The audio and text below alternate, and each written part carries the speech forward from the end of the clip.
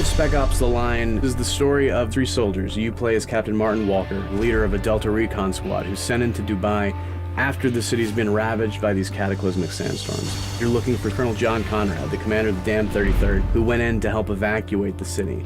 As they were evacuating, this massive sandstorm hit and everyone in the city was believed dead. 6 months later, a mysterious kind of broken radio signal is picked up coming out of Dubai, and so you're sent in to see if there are any survivors left. Conrad's still alive. I think he is. I know he'd agree with me.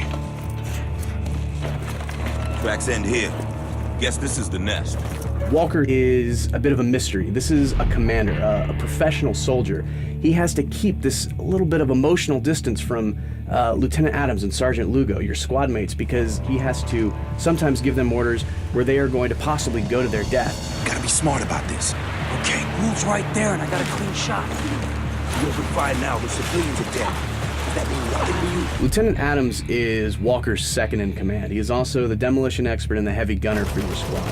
Sergeant Lugo, on the other hand, is a rookie. This is his first mission as a Delta operator. The relationship between him and Walker and him and Adams is going to be very different and evolve differently throughout the game. Christ. These soldiers were massacred. Nah. Look how they're lined up.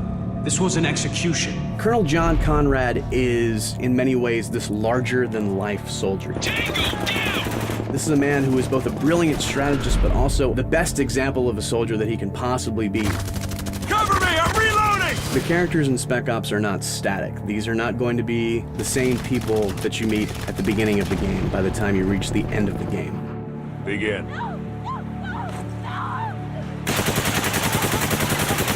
What happens to them and what happens to you is similar to what has happened to Dubai. The sandstorm has stripped away everything that they thought they were to who they really are. We're gonna keep at this until you tell me what I want to know. The moral choices in Spec Ops are different from what players have come to expect out of a video game. They are not between A or good, B or bad. These choices are about holding a mirror up to yourself. Fuck it, I'm taking the shot. Wait for your orders, Sergeant. We chose to set Spec Ops in Dubai for two reasons. One, this is not meant to be a game about global conflicts. You are not fighting other nations, you are not fighting terrorists with a nuke.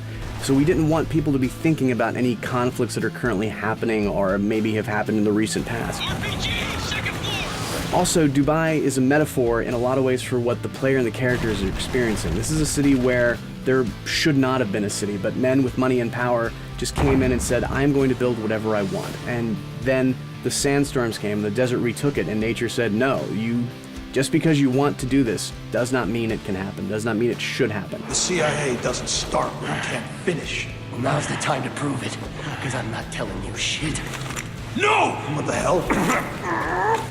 The inspiration that we had was not necessarily to recreate a character from a movie or a book that necessarily people liked, but instead to create real characters that felt like they were actual people, soldiers that were with you on this journey and not just tools that you were giving orders to and commanding around a battlefield.